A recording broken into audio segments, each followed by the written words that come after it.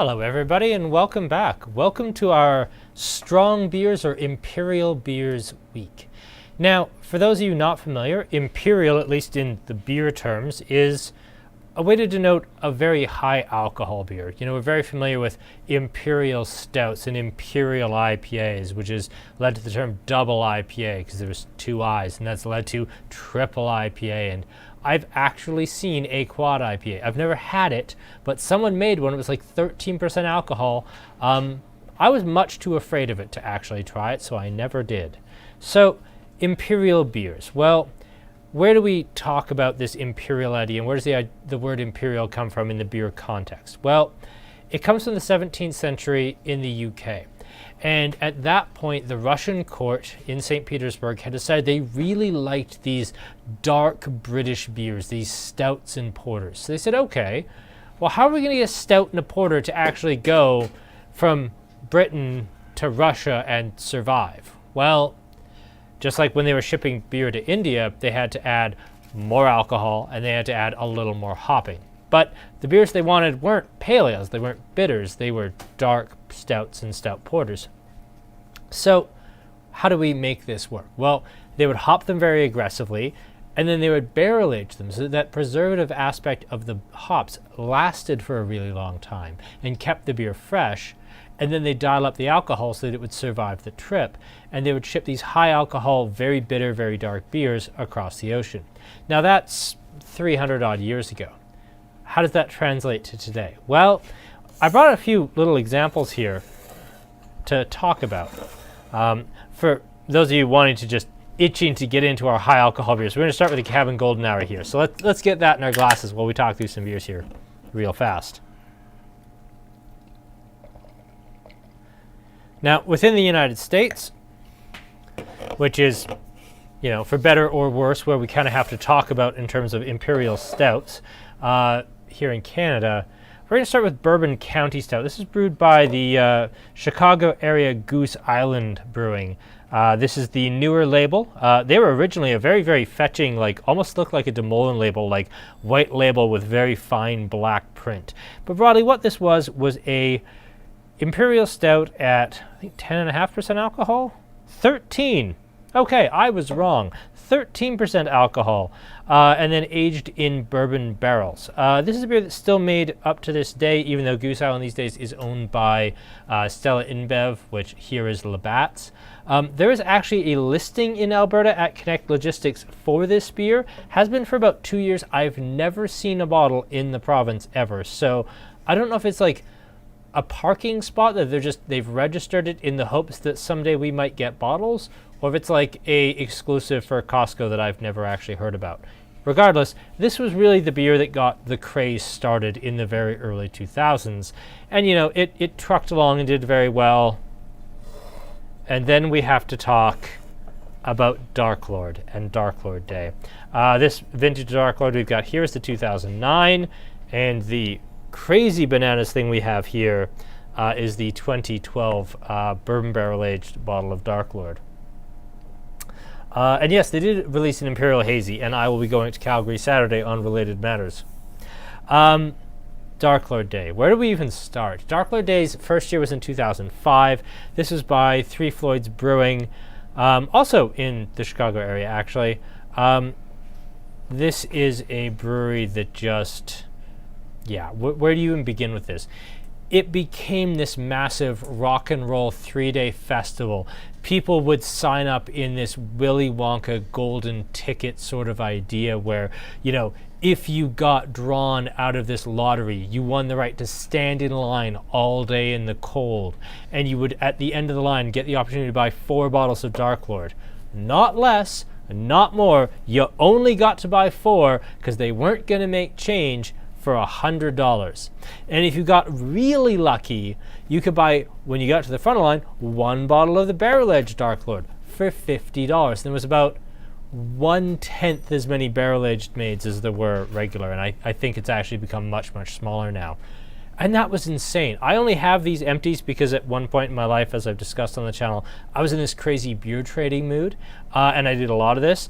This bottle of barrel-aged Darklord cost me 4 bottles of a $50 a bottle lambic that only Alberta got, and this store only got 6 of, and I bought all 6 and sent 4 to a guy, I want to say in Florida, who had this. And then I opened it at a beer tasting in Medicine Hat. It was a really nice beer. Was it worth $200? Oh my God, no. But it was something that I got to try, and it was really fun. Canada has also gotten into this. This is the 2011 half-pint sellout stout, a beer that I drove to Winnipeg to stand in line for in the Winnipeg winter, because this came out in February, I want to say, and it was really, really nice. For those of you who have been hanging around since absolute forever, we actually had the head brewmaster, Dave Rudge from Half Pints, in the store to do a tasting with us. We actually got to sample Sellout Stout about 2011 in the store, which was a lot of fun.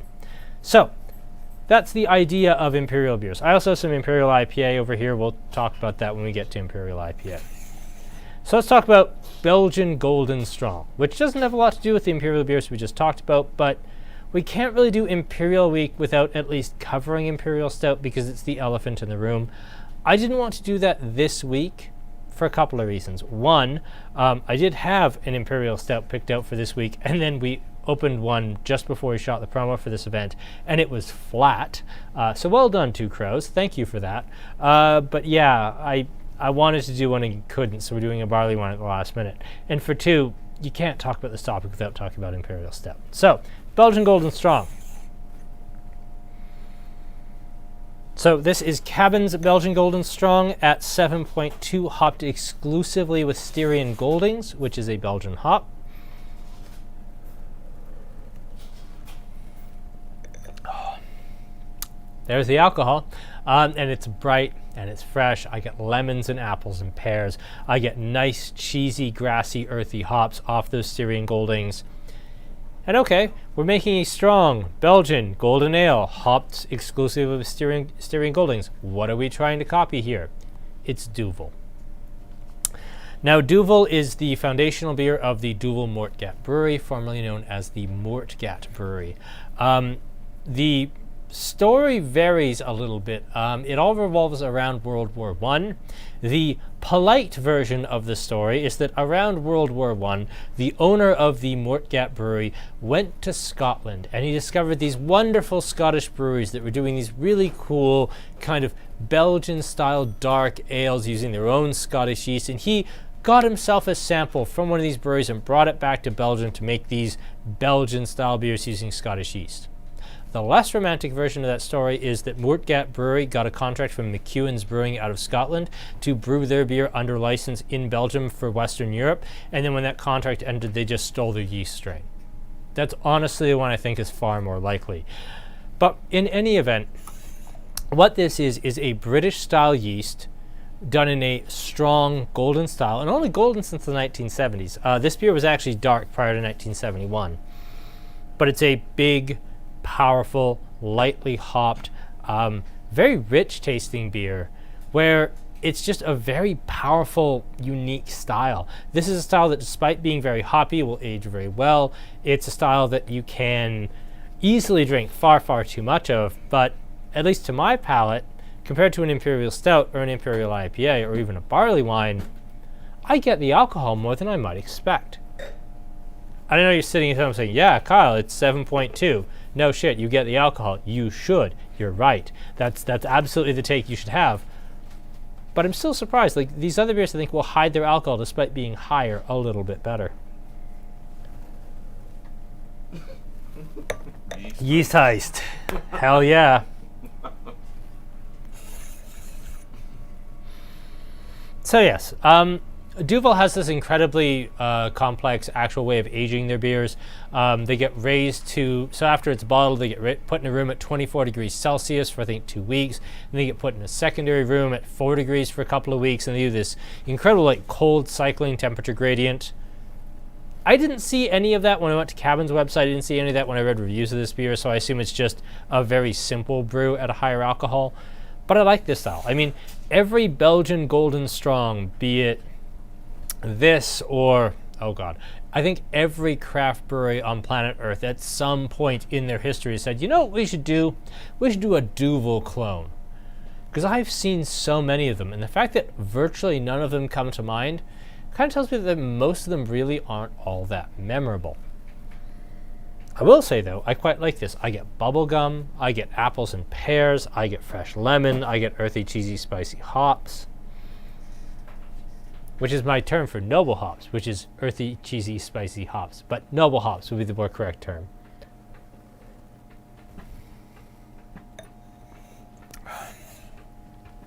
So far, still trying to find a cabin beer you don't like. So far, that's impossible. I will say the Dominion Days. Not because it was a bad beer. It was an excellent beer. But we brought it in for Canada Day. And I think starting next week, we're going to be basically throwing it out because literally no one bought it. That's my least favorite cabin beer. But being very serious, cabin beers that I haven't liked.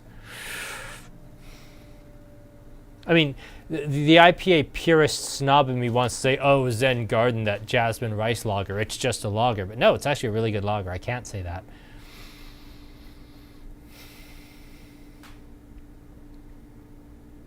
Okay, controversial. I don't really love, or at least I think it's the weakest expression of the saturation line.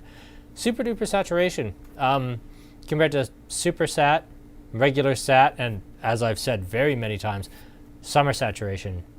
The super duper kind of leaves me a little flat. It's a little bit, you know, double bubble gum, and it's very hoppy and well made, but it's kind of sweet and it's not really my thing. So, yeah, you know, worst of a very strong lot. I'll say super duper sat. I don't absolutely love it. I think when we did Saturation Week, it was definitely my least favorite.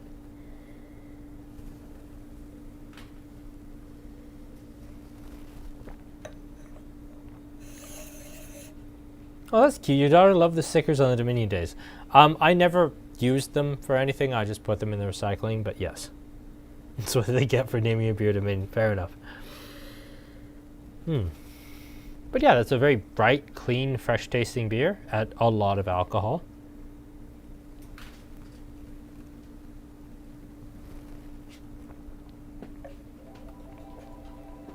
I shouldn't have taken such a giant swallow of a beer at that alcohol percentage, but that's probably going to become a running theme. All right. Let's jump on ahead. Now, the last time we had Jesse on from 88 was not actually at one of the Andrew Hilton tastings. It was at the SAG beer tasting, and he was drinking, at the time, a beer he couldn't really talk about. And that was this Wart Whistle Honey Hazy Double IPA. Now, honey has a really interesting history as a brewing ingredient because honey, of course, is very expensive.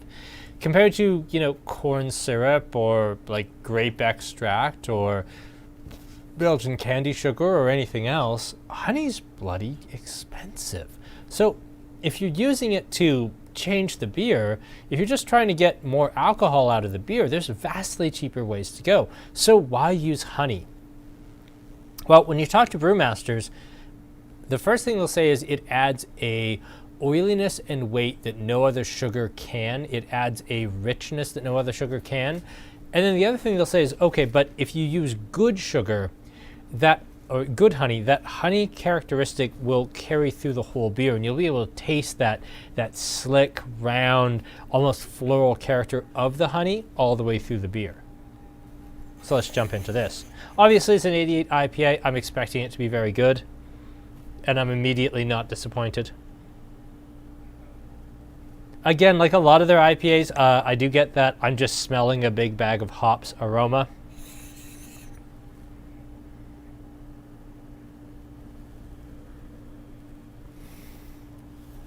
Okay, yeah, that's pretty good.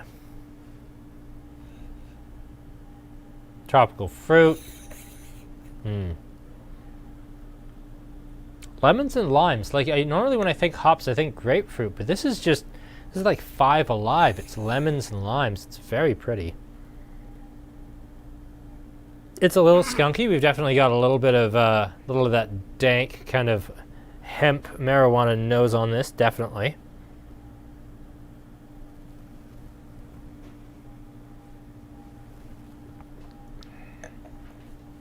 Kevin, you don't like Sleeman's Honey Brown, but it's brewed so dangerously. Didn't you listen to those grossly overproduced radio ads where they tried to make out their family as gangsters or pirates or rum runners or something stupid every week? Yeah, Yeah, come on. Sleeman's is cool, don't you know? They paid all this money for an advertising campaign that told you that. Man, I'm gonna get in so much trouble with Sleeman's after today. I really like the carb on this. The carbonation on this reminds me a little bit of the Pink Popper, and I wonder if 88 is doing... What if they're doing what Cabin Occasion does with some of their higher alcohol IPAs, and they change the yeast out a little bit, and they use a champagne yeast for finishing their higher alcohol IPAs? Because this doesn't, to me, have that sharper, more, to a certain point, more refreshing carbonation that I get, that pure CO2 like hit I get from like Wave Pool or Night Gallery. This is much softer and much rounder, and it makes me wonder at this higher alcohol if they use champagne yeast. That's the thing you will see quite a lot with higher alcohol beers, is they will use champagne yeast. Effectively, when you add yeast to sugar, it starts, turning that sugar into two things. It turns into CO2 and it turns into alcohol. It's a biological process. But it's not a universal one. You won't be able to put a yeast into a, sugar solution at 20% sugar and end with it being 20% alcohol. Yeast is not obviously 100% efficient, and also yeasts, especially different types of yeast, have different bands. So, our classical North American yeast, which we call 1056 or Chico yeast, which we get from Sierra Nevada, that has a sweet spot of about 4 to 10.5% alcohol. Anything above that, the yeast starts getting stressed, and when that yeast gets stressed, it starts putting off flavors. So you start getting potentially cardboardy or banana-y or bubblegummy flavors that aren't appropriate to the beer style. So when you're making a big, beer at, say, 13% alcohol, like this Bourbon County Stout over here, what you'll do is you'll add champagne yeast. And that yeast is, it's made for making wine, which gets up to 13, 14% alcohol. So it's totally fine and very happy to not only do fermentation in the presence of alcohol, it's happy to do that fermentation at a higher carbonation rate. So we'll continue to re-ferment in the bottle, because that's what it's made to do. It's made to re-ferment champagne in the bottle. It's a very happy, easy yeast to do when you're doing higher alcohol beers. And even though this is 8.5%, it might be added here to give it a little more richness. Sort of an elevated electric unicorn. You're not wrong. I like that. And thank you, Heather. I love that it's sweet. Now, sweet is something we're going to find at every stage here. This comes back to a point I just made about yeast not being 100% efficient. It would be very, very ludicrously difficult to make a beer at 9% alcohol that was bone dry. You just don't get that degree of attenuation from yeast. You could, but the beer would be absolutely disgusting and undrinkable. You need to have at a higher alcohol a slightly sweeter beer, just A, to preserve balance, B, to hide the alcohol level itself, because the sugar will do a magnificently good job of that. But C, if you push the yeast that hard, if you're expecting yeast to do really, really high efficiency at a high alcohol to give you a very dry beer, there are ways to do it with temperature controlled and yeast nutrient, but it's not easy. It's much easier to just leave the beer with a little higher sweetness and just let the yeast have ample food and just relax. That gives you a cleaner, more consistent product, which is also why for people like Devin, who do not like any sweetness in their beer, like these Imperial beers, just they don't do anything for him.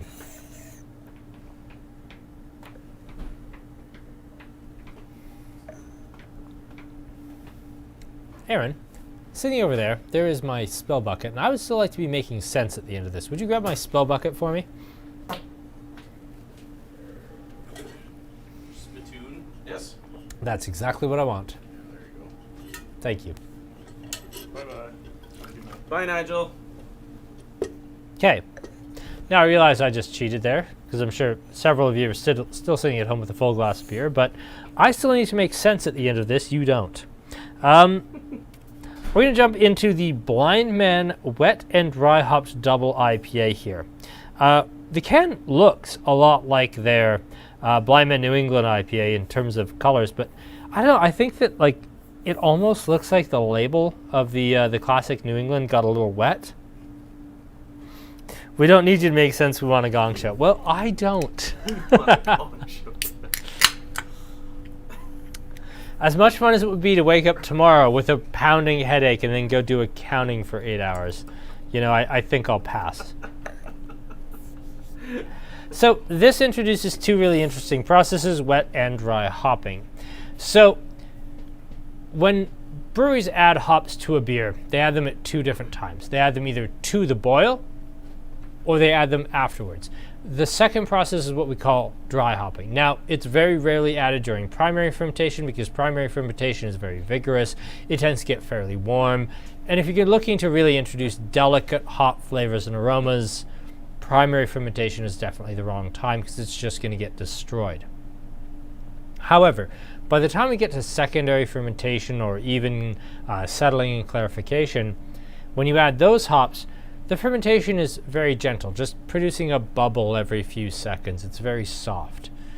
And when you get to that stage, adding the hops, well, the hops don't have to survive boiling in the mash. They don't have to survive going through that primary fermentation. They can just be added late, and they'll contribute tons of fresh hop aroma and flavor, but they'll do that without having to add a lot of bitterness. Now, wet hopping is a completely different process.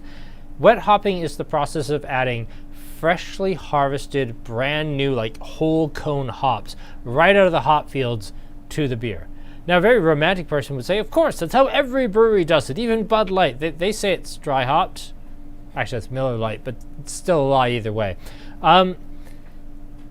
The truth is, most breweries, most hop manufacturers, they don't, save their hops to be added whole cone to the beers. They actually take the hops because they have a very, very short shelf life. They crush them up. They press them into pellets. It looks a little bit like bird food. And then they just put them in pellets, freeze dry them, vacuum pack them, and then sell them on. So most IPAs you have, say 99% IPAs you have, they're using these concentrated hop pellets. And this is almost all you see as a home brewer are the concentrated pellets. They're great. I love them. They're really, really difficult to rack off of because rather than having big hop cones, you've got little tiny fine particulate that looks like you actually looks like matcha tea more than anything else. It's very, very fine. For those of you wanting a gong show, I just butchered the word matcha tea. So we're off to a good start and we're only on beer 3.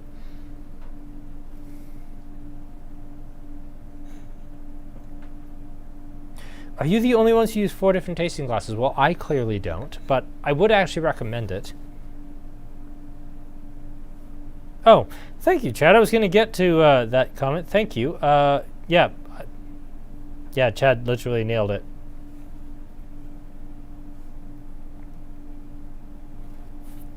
It's the first tasting you haven't had any of the beers before. You haven't had Wart Whistle? Wart Whistle's great. Why haven't you had Wart Whistle before?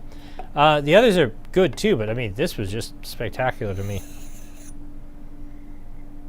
What would Kyle do? Something dumb. So, okay. Who's going to tell me I haven't been saying words the last 10 minutes? I'll tell you what words are.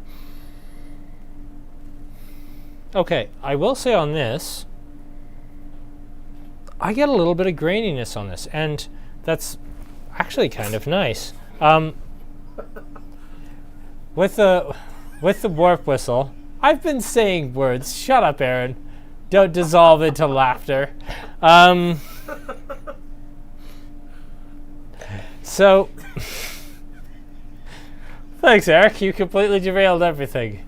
And it's only, 24 minutes in and everything's gone to hell. Wonderful. Just wonderful. Great. So glad we're doing this tonight. This was a good idea. Imperial Beers, yes, this was a good decision. Oh, God. This is such a bad decision. Okay, so I'm at least going to try and keep this together. The Blindman Wet and Dry Hop. What I was saying before, I actually do get some really pretty cereal grain. Which, again, like with the Wart Whistle, I don't really get any graininess. I smell the honey, I smell the hops, but the barley is just kind of a back note at best. With this, I do actually get the grain behind it. I get, yes, pretty citrus, but here it's more classical grapefruit. Oddly enough, I did say right at the start, this kind of smelled like a bag of fresh hops. This smells less like that, despite it being wet hopped.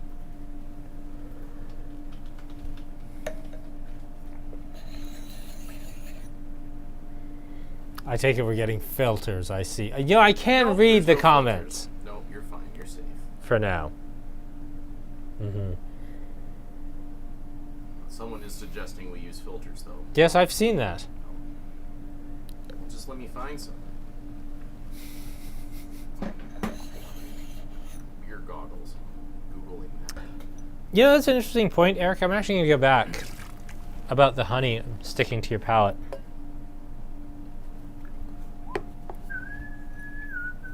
Mouth feels numb. Thank you, Chad. Yes, it does.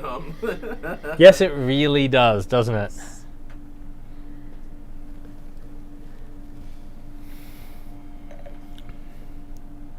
But you're right. I didn't talk about this, but that honey, once it's on your palate, like, it sticks around. Like, it's really lingering. And I like what it's doing, but I kind of feel like if I was having anything else, this would just almost become annoying. Like, okay, there's things I'd want with this. Like, I'd want something very spicy, like hot wings, where that sweetness is going to provide some protection to my tongue. But by and large, like, the honey just keeps coming, doesn't it? Yeah, that's an interesting point. I didn't realize that before, but you're absolutely right.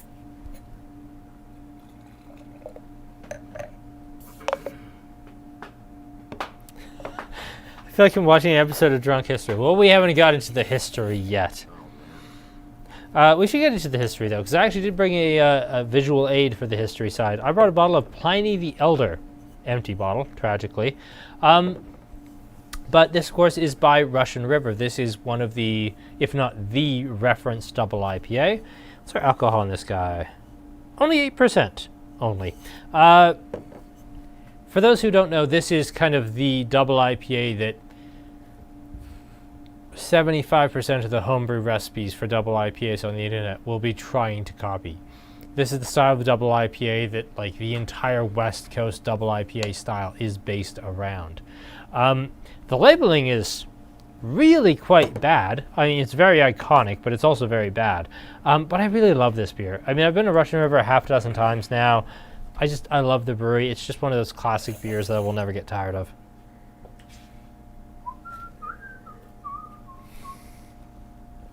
Tell us a story, Uncle Kyle. Well, it's going to involve an onion tied to my belt, as was the style at the time. But, you know, probably not really story time yet. Let's try back after the barley wine.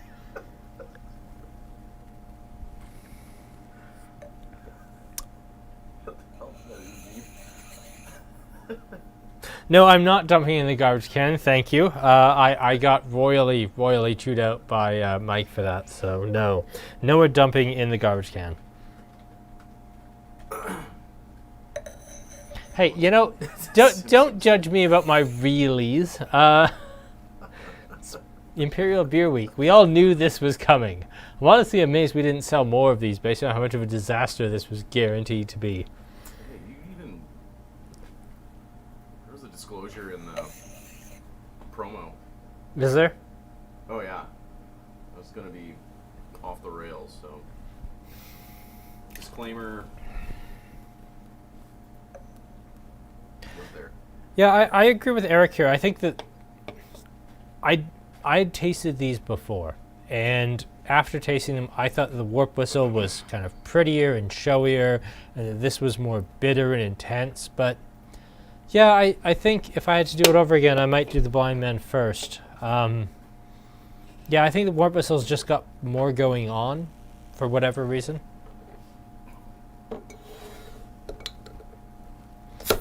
Oh, Lord. Well, let's get into the barley wine. Ah, yeah, we're supposed to do promos, aren't we? Well, this night's a complete write-off, isn't it? Okay. Good. Wonderful. Let's do a promo. Shut up, Aaron. All right. For real, let's actually do this thing. Okay, so we do not have a tasting coming up this Friday night because the guests that we got offered I wasn't satisfied with, so I said no and pulled the plug. We do, however, have a beer tasting coming up a week from today, and we are going to do a lager tasting. Not really my decision, it's just every brewery on planet Earth lately has decided they wanted to do like a Vienna lager. Annex's latest seasonal is a Vienna lager. Snake Lakes is a Vienna lager. Establishment brought back Mellow Gold, and they wanted to do a Vienna lager. And then, okay, I've talked about this beer, I think 4 or 5 times now on the channel. I've discussed, oh, Tail Gunner's Pilsner is so good.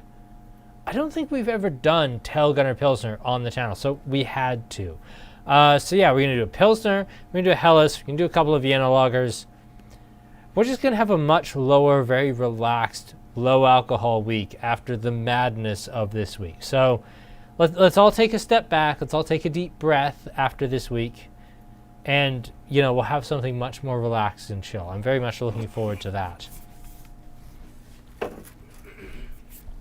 Now, next week, we have a wine tasting coming up. And fun story with that. We knew we had to pick the wine tasting today.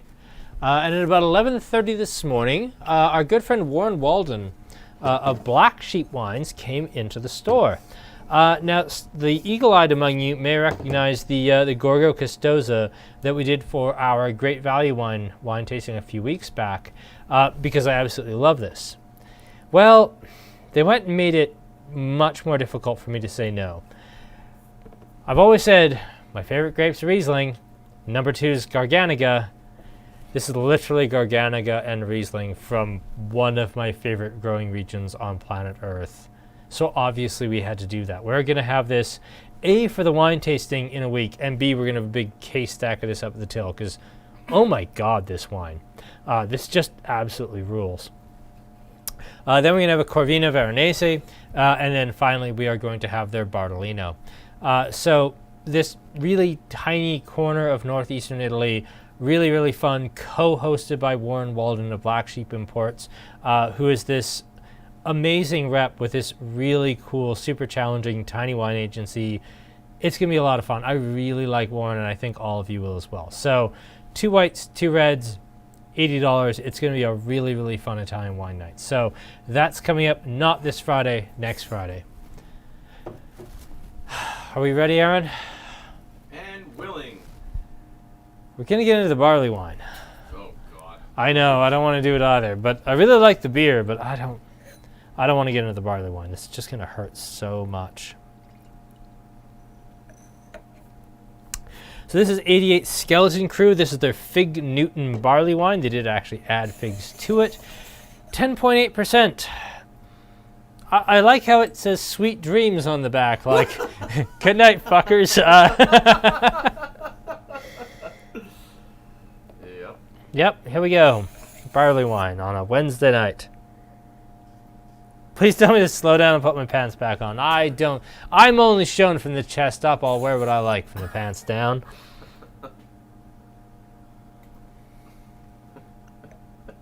Yes, we have really ripped through a 10% plus beer tasting.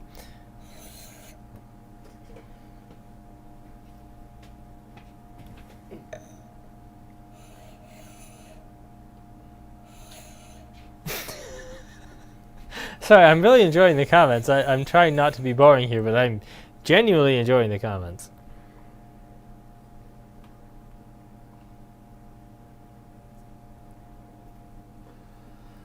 So the Skeleton Crew is like a you're dead joke, right? Like it's you won't survive this kind of situation. Is it a dad joke?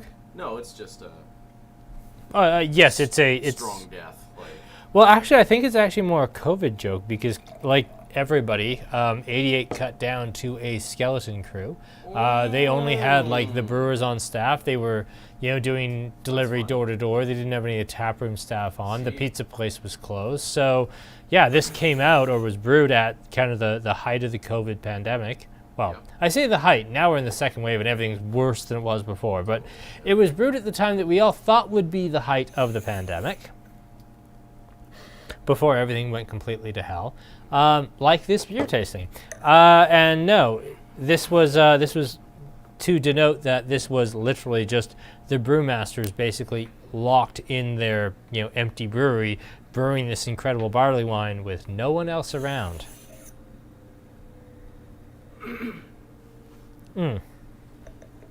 How do you make barley wine? Now, barley wine is one of the oldest beer styles in the UK.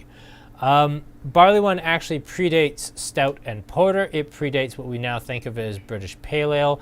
Barley wine goes right back to the really, really old days of sour beers aged in barrels that were, let's just say, not to current tastes.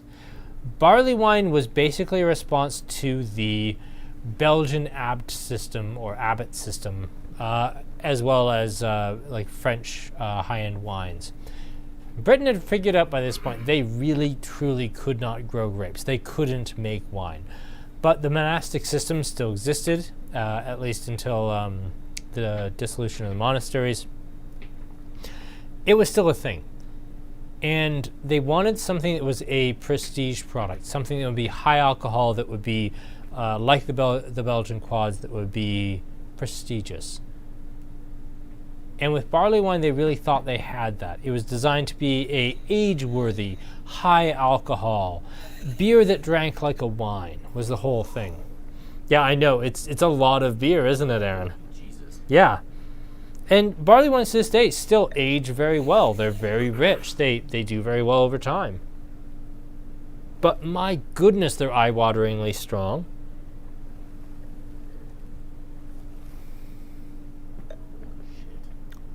Yeah, barley wine is the port of beer. I think is totally fair. It's sweet. It's rich. This is 44 IBUs. Like, there are some good, like, American pale ales and New England pales that are not 44 IBUs that I respect, but this isn't really about the hops. This is, yes, for sharing. I'm sharing with Aaron. Sharon. Good old Sharon Karen here. Karen and Sharon.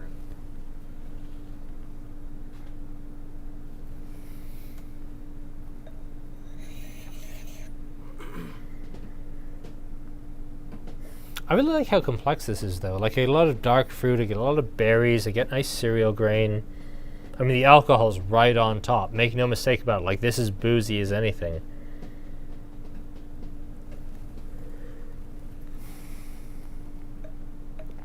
Reminds you of a sherry. Now, that's an interesting point, because barley wine occasionally will be made in a very oxidative style where they will deliberately expose it to air.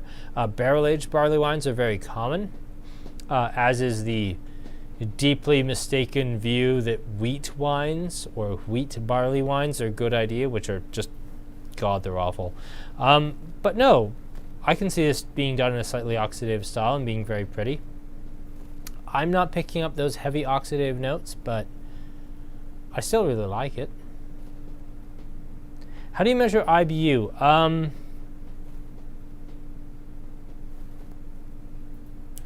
I actually don't know how they measure at IBU. I've always done it on like Brew Frog when I was home brewing. Like, this is how much I'm adding of this hop at this time at this percentage alpha acid, and from there you'll get what your IBU is going to be. But I don't know if you can use like a. Do you want me to read it to you? Yeah, go ahead. How do you measure IBU, Aaron? The most common. I'm gonna hammer my way through some words here. Can everybody at home hear you as well? No, probably not. But you can maybe like. Sure, I'll summarize. Yeah, the most common and widely used is through spectrophotometry. Okay, so you can use spectrophotometer. Yeah, okay. Hops are boiled in wort to promote isomerization. then it goes on iso alpha acids. They're you can use hydrophobic. you can use a photospectrometer, which is a really nice way of saying, like, basically a little tube that you look through, like a little mini, like, child's telescope, that will tell you what your alpha acid level is at based on where the ring is on the chart. It's a very, very, like, analog and very simple tool, but it does do the job. It's very similar to what you would do for alcohol sometimes, or also color. Color. Interesting. It's the hop bitterness what's making me think it's salty on the back end. Now this is something we've covered before with sour bitter confusion, where when you have like a very sour wine, or you have a very tannic wine that has some sour components, you can confuse that with bitterness. You can have some very bitter components that get confused with sourness. Salt somehow enters that conversation inevitably, because salty notes do tend to get tied to bitter very quickly. That's why when we have like a very bitter beer, like an IPA, it's like, you know, it'd be great, one more round of salt and pepper wings. Like, it's one of those things that just goes very well together. Bitterness on the palate does tend to trigger the salivary glands at the back of our palates, and does tend to actually drive up a perception of how salty things are, and also makes salty things taste better. So yes, saltiness and bitterness do tend to go hand in hand. Yeah. Further questions, because I think we're now at the point where I'm straight out rambling. You gonna fall over? I'm not going to fall over. I'm fine. Okay, that bucket's half full. Yeah, exactly. I'm definitely going to put that in. What's the How about lowest? a taste of your favorite one? What's my favorite one? Yeah. Do you want to do? Do you want to do rankings? Some rankings? Yeah, let's do rankings. How do I rank these? It's an almost impossible task. I mean, I'm going to give Wart Whistle 1. Okay.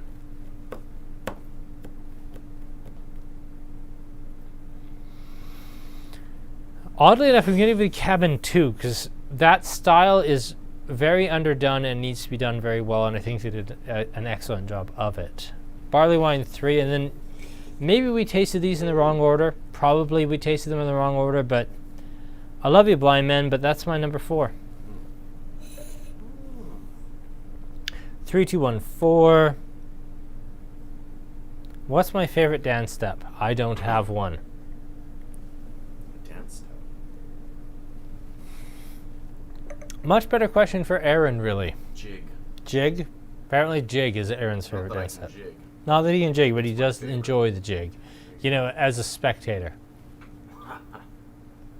2, 1, 4, 3. Really, 2 first. A lot of people picking... No, Kyle, you idiot. You did it this way. Yes, 2, 1, 4, 3. 2, 4, 3, 1. Well, thank you for saying they're like a shelter in the pandemic storm. I'm really just standing here like an idiot talking about beer. I have done the research by and large, and then I get 3 beers in and my memory goes away and I'm just left rambling. But I'm glad you all enjoyed that, because I do enjoy that.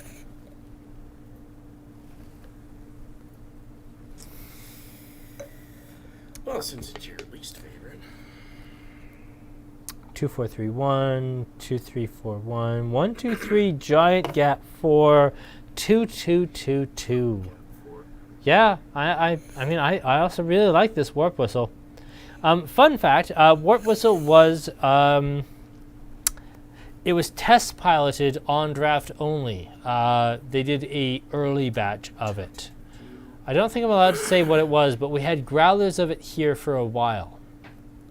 So if you came in and got a honey hazy double IPA from us, whose name I can't say, on growlers like a month and a half ago, that was literally the test batch for Wart Whistle. It wasn't as good as Wart Whistle, but it was kind of fun to have on tap for us for a while. Advent calendars available. Yes, we do have them done. Actually, Aaron, would you bring me one of those cats? I do want to show these off. They are really heavy. Yes. So yes, these are our Advent calendars. We made them ourselves. We're actually on our 2nd run of these now. We sold enough of these. I had to go to Michael's a couple of days ago and just buy wrapping paper to make these. And when I say I make these, I've made like none of these. I've helped Thank you, some, Corey. but Corey literally made all of them. But yes, it is in fact 24 tall cans of beer selected by me and people around here who just love beer. Literally, you've been to our beer tastings. You know what we're about. It's that, but 24 of them in a box with wrapping paper. And, Aaron, can you zoom in on this a little bit? One what? On the ribbon. Holy frig. I know, just a crazy ask. So much to ask. I'm not ready for this. I'm We not can zoom expecting in you to on the ribbon. ready. All right. Come on, What do Aaron. you want to see? I want to see the ribbon. The ribbon? Right here, right where my finger is. All right. Can you get that Sorry. focused? Yeah? Oh, I got it on the wrong camera, for God's sakes. Gosh. Damn it. Okay, we're... Well, okay, it's we're Imperial close. Beer Week. Everyone's drunk. It's fine. Everyone's had it. There it is. Okay, There we we're go. there. This ribbon is something I found in a drawer, actually. It has her bloody name and logo on it. I have to assume it's something my mum had made for us, like Aw. 20, 30 years ago before she died. Like, I come up with it, like, we have branded ribbon that literally in the 20 years I have been here has been living in a drawer. I've never seen used for anything. But now we're using it for these calendars, and how awesome is that? So I really love that. So yes, these are our calendars. It's 24 tall cans of beer. We've done 2 runs, each of 12, so we have 24 calendars out there. I don't know. I kind of missed all the cool calendars we used to get every year. So they weren't out there, so we just said screw it and made our own. As I said last time we talked about these, I take absolutely no credit. My staff were the ones, Mike and Devin and Corey in particular, who said, hey, here's a thing we could do. And we just did it. So, yes, I'm just the person presenting these and who talked about this ribbon. No, this was Devin, Mike, Corey. They're the people who made this happen. So, really fun. We still have about a half dozen of them left. And, yeah, they're I will absolutely stand behind these because we picked every single beer in this and we absolutely love these. So, Sweet. that's nice. fun. Okay. Well, I could use a nap. How are you, Aaron? Napping. Gonna nap. Early to bed. Early to bed. Probably not early to rise. Are we open right now? No, we're not. We're open again in the morning. We do tend to close for these. Oh, thank you very much, Corey. That's very nice of you. Could have halved the price not using buttery paper from Michaels. You know, that's actually funny. We normally, the first round of these, I needed a new wholesale wrapping paper supplier because the one that I'd been buying from for forever actually went out of business. I don't know if it was COVID related or not, but they did go out of business. And I'm really not used to buying wrapping paper on these little tiny shitty rolls. I'm not used to buying them like these giant bulk rolls of wrapping paper for like $100. And it's also much nicer paper. No, it's fine, but it's not as good.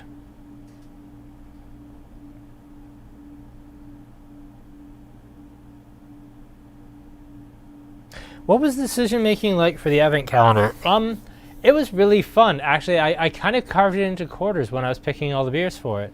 The first 6 were like, what 6 things absolutely have to be in the calendar? Those went in. Okay, what other 6 things do I really love that the first 6 were like largely IPAs and sours. Like, okay, what else is good from breweries I like that isn't an IPA or a sour? The next 6 were like, what breweries do I need to show off that they're not 88 or Cabin or Establishment or Annex? What do I, outside like my friends, what do I need to show off? And so that's where we looped in folks like Old Man River and Tail Gunner, and I don't want to give too much away, but these are the breweries that I was underappreciating. And then finally the last 6 was like, okay, we want to have about a quarter of the box be IPAs. We want about, slightly less than a quarter to be sours. We want about a quarter to be like dark beers. We want a third-ish to be beers that everybody would like. So we kind of balanced it out based on that. And then within that, it's like, okay, well, we need one more sour. Well, who makes an awesome sour? Well, we need a couple more like brown ales or red ales or pilsners or something that would be more broadly appealing. Well, who makes a great one of those? So we balanced it out that way. That was broadly how it was built.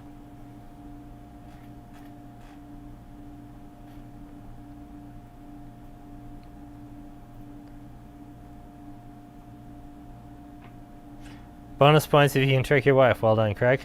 They're all in the fridge. Lovely.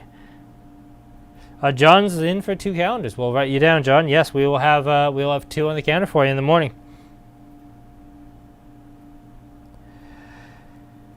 Should it be getting thicker tasting? Well, honestly, I don't really know.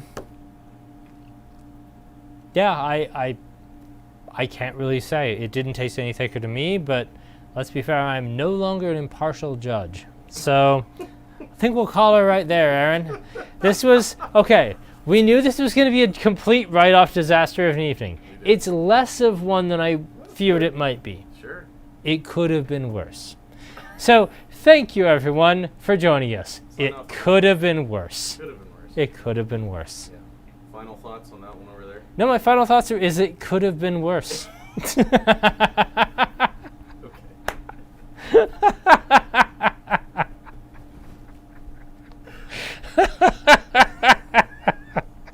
I'm fading you off. Yeah, faded off the maniacal laughter.